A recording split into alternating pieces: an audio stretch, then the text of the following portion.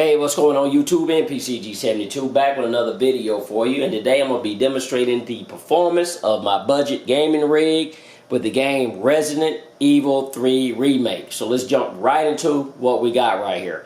So the case is the Corsair 600C, which I've had forever and a day.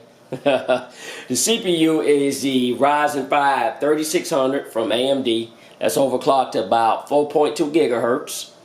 The video card is the Radeon RX 480, and to be more specific, that one is actually from Power Color, and it is a reference style card that has a blower, of course, when we talk about reference style. It has 16 gigabytes of G-Skill Trident Z RGB memory, and that's overclocked to about 3000 megahertz when it actually comes out the box at 2933. Well, 2933, same thing. But I got it overclocked just a little bit. I can't remember if I actually did an XMP profile on it or not. I probably didn't. The fans are all EK Vardar. Good fans, pretty quiet. I've actually had those for quite a while as well. For storage, we got a 1 terabyte Western Digital Blue, which you can't see because it's in the top. And I also got a, what is it? A SanDisk, that's right. SanDisk 120 gigabyte SATA SSD. I've had that forever. I've also got 2 NVMe SSDs in there. One is a My Digital SSD BPX 480 gigabyte NVMe SSD. And the other one is a Samsung 950 Pro. And that one's actually 256 gigabytes. The power supply is a EVGA 650 watt power supply. And it's actually a NEX EVGA Next power supply, and that was actually rated at 80 plus gold. So let's jump into the monitor that we're going to be actually using for the gameplay. Alright YouTube, and the monitor that I'm going to be using is a BenQ monitor. It's 32 inch. It is HDR with a nit brightness of 400, and it has a 1800 curvature, whatever rating that is, but it says rated at 1800. And that's what I'm going to actually be doing the gameplay on. The one to the left is an AOC Agon, and that's a TN panel. The BenQ is a VA panel, and both of them are 144 hertz. And the Agon is FreeSync, and the BenQ is FreeSync 2. Alright YouTube, and this is my recording / streaming, which I don't do any streaming, but you never know.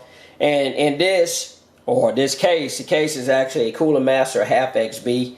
I've had this since 2011, and I've actually gave it away to my kids, and they use it, and it ended up coming right back to me.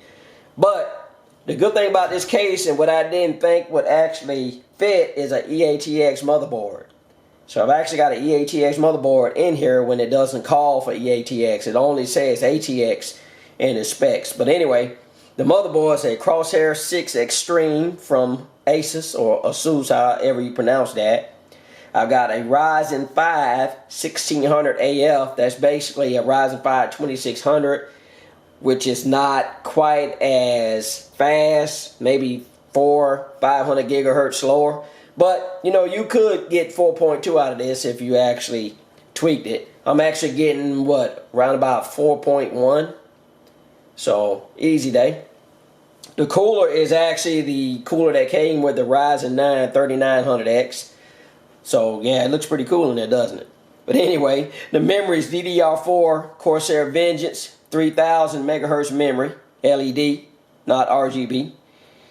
The video card is a GTX 980 Ti.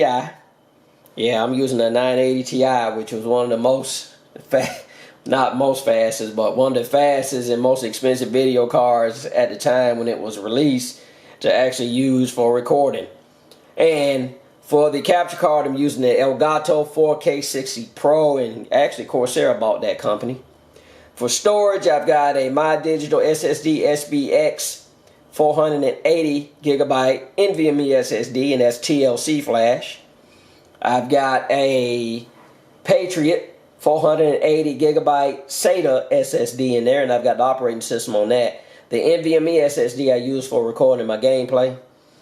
I've got a 1 terabyte Western Digital Black regular hard drive and a 250 gigabyte Seagate regular hard drive in there as well. For the power supply, it's a Cooler Master 700 watt 80 plus, not gold or platinum or even bronze. It's just 80 plus power supply, and I bought that when I bought the case, so it's been hanging in there for years now. And there's nothing else I really want to talk about in this case other than the fans.